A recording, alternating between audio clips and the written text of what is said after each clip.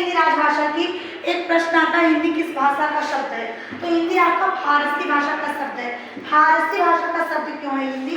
क्योंकि हिंदी बना है हिंद प्लस बड़ी ई से, और बड़ी प्रत्यय कहाँ का है? फारस का है।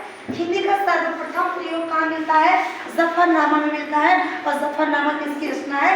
शबरुद्दीन की रचना है। फिर बात आती है हिंदी के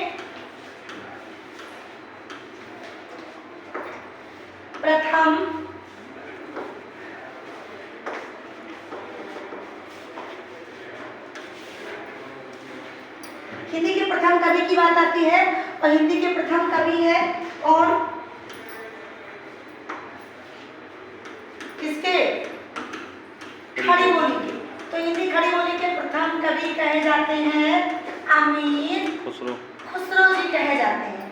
अच्छा, खुसरो को सिर्फ खड़ी बोली के कवि नहीं कहा जाता है, इनको भारत देश में मुहावरों का, लोकोक्तियों का,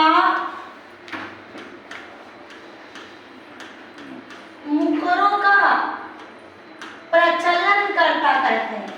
इनके आने के बाद ये चीजें हमारे देश में थोड़ी ज्यादा शुरू हो गई हैं। थी तो पहले भी आम के आम गुठलियों के दाम, लेकिन इनके आने के बाद ज्यादा शुरू हुई है। इन्होंने तबले पर कव्वाली गायन शुरू किया। ठीक है, अमीर खुसरो को हमारे देश में कहा जाता है तूतिए हिंद कहा जाता है, या तोताए हिंद कहा जाता है।